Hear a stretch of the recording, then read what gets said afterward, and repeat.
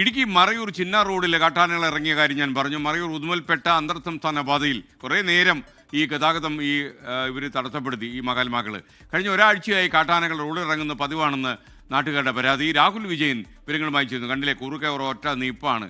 വരുന്നെങ്കിൽ വരട്ടെ, ഹിമാലയം പോലെ നിൽക്കുന്നത്. ഓട്ടോറിക്ഷ വരികയാണെങ്കിൽ പേടിച്ചു പോകില്ലേ കൺമുന്നിൽ നിൽക്കുന്ന സാധനം എന്തുവാണെന്ന്?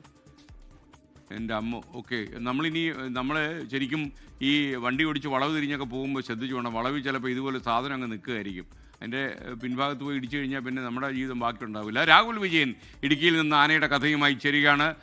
രാഹുൽ വിജയൻ, ഈ റോഡിൽ നിന്ന് ഈ സാധനം പോയോ?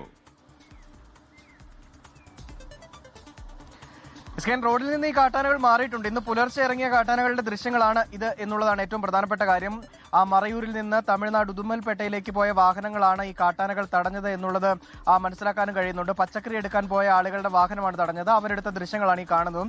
കഴിഞ്ഞ ഒരാഴ്ചയായിട്ട് സമാനമായ രീതിയിൽ ഈ റോഡിലിറങ്ങി മറയൂർ ഉദുമൽപേട്ട അന്തർ സംസ്ഥാന റോഡ് പാതയിൽ ചിന്നാർ വനമേഖലയിലാണ് ഈ കാട്ടാന ഇറങ്ങുന്നത്. വനമേഖല ആയതുകൊണ്ട് തന്നെ സ്വാഭാവികമായിട്ടും ഈ റോഡിലേക്ക് ആനകൾ ഇറങ്ങുന്നത് പതിവാണ്. പക്ഷേ ഇത്തരത്തിൽ ഈ ഗതാഗതമൊക്കെ തടസ്സപ്പെടുത്തിക്കൊണ്ടുള്ളൊരു ബുദ്ധിമുട്ടുണ്ടാക്കുന്ന വിധത്തിലേക്ക് കാട്ടാനകളും പോയിരുന്നില്ല. അത് ഇപ്പോൾ അത് അങ്ങനെ തുടങ്ങിയിരിക്കുകയാണ്. അത് വലിയ തരത്തിൽ ആശങ്ക ഉണ്ടാക്കുന്നുണ്ട്. രാത്രികാലങ്ങളിലും ഇതിലെ വാഹനങ്ങൾ കടന്നു പോകുന്നതാണ്. അത് ഒഴിവാക്കപ്പെടേണ്ടതാണ്. അതിന് കൃത്യമായിട്ടുള്ള നിരീക്ഷണം വനംവകുപ്പിന്റെ ഭാഗത്തുനിന്ന് ഉണ്ടായാൽ നന്നായിരിക്കും എന്നുള്ളതാണ് നാട്ടുകാർ പറയുന്നത്.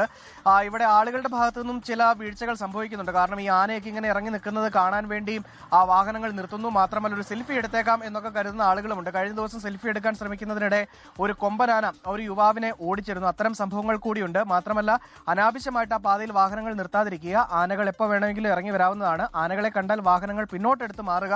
അത്തരത്തിൽ ആളുകളും ഒരു സഹകരണ മനോഭാവം കാണിക്കേണ്ടതാണ്. ആനകളെ മാത്രം കുറ്റം പറഞ്ഞിട്ടും കാര്യമില്ല. നമ്മളും സഹകരിക്കുക. വനമേഖലയിലൂടെ കടന്നു പോകുന്ന ഒരു അന്തർ സംസ്ഥാന പാതയാണ്. അതിന്റെ ഒരു ബുദ്ധിമുട്ട് സ്വാഭാവികമായിട്ടും ഉണ്ടാകും. നിലവിൽ എന്തായാലും ഈ ആനകൾ കാട് കയറിയിട്ടുണ്ട്. ലോകത്തെവിടെയായാലും ഏത് സമയത്തും 24 വാർത്തകളും ഓഗ്മെന്റഡ് റിയാലിറ്റി പാക്കേജുകളും എക്സ്പ്ലെയിനറുകളും വിശദമായി കാണാൻ ഞങ്ങളുടെ യൂട്യൂബ് ചാനൽ നിങ്ങൾക്ക് സബ്സ്ക്രൈബ് ചെയ്യാം.